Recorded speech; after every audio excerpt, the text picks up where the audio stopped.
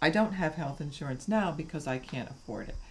So I don't know how I'm suddenly going to afford it. And so what I see for myself is I'll end up paying the fine. So the individual mandate is in the law for a couple of reasons.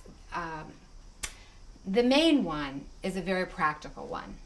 The law mandates that insurance companies can no longer deny a person because of a pre-existing condition, nor can they charge them more.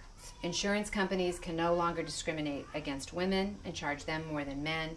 Women last year were charged $1 billion more for healthcare premiums than men were. So that's done. You can be charged more if you smoke, because there's a strong feeling and lots of data to show why that matters.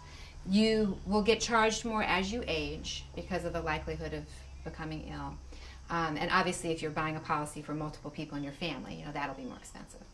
So we've told health insurance companies that they have to give everybody health insurance who asks for it, and they must cover all pre-existing conditions.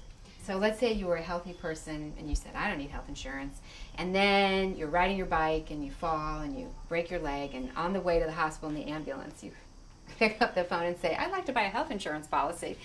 You would be able to do that because they have to take you. So the concern is that over time, all the healthy people would sort of step out of the insurance system, and the insurance system would be full of people that were actually using their insurance. So why is that a problem? Well, the way insurance works is that there's something called a risk pool, and that's a fancy way of saying we're all in this together. So we all buy insurance together. We know that any individual person may not be using it in any given day or month or even year, but their money is going to help pay the cost of someone who is using it. And there's sort of a contract there that person who's happy enough, lucky enough to have a healthy year knows with next year they get diagnosed with diabetes, that money's going to be there for them. And that's just simply how insurance works.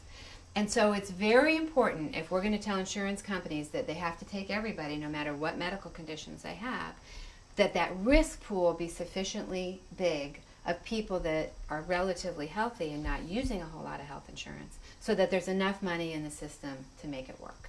So that's the main reason why that mandate is in there, so that we can tell insurance companies they must cover people's pre-existing conditions.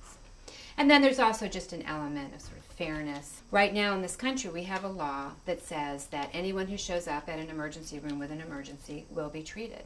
And we treat those people all the time at places, all the academic health centers in Philadelphia and other places like that. And frequently those individuals can't pay their bill, particularly if it's something like a car accident, or that they can have a bill that's tens of thousands of dollars just like that. And of course all those people are cared for. And so most of the people that show up really can't afford to buy insurance, but there's some that could. Their employer offers it and they choose not to take it. And so there is a little bit of a free rider problem that people are concerned about. So kind of from a philosophical viewpoint, the idea was to get everybody in. The mandate begins in January of 2014, and that is when it will be mandated that everybody in this country have health insurance. There's a religious exemption for people who, for religious reasons, do not access the healthcare system. There's also an exemption that says that if the lowest cost plan available to you is more than, I believe it's 8.5% of your income, then you don't have to buy it and you won't be penalized. And there's a number of other exemptions too. People who live on Indian reservations.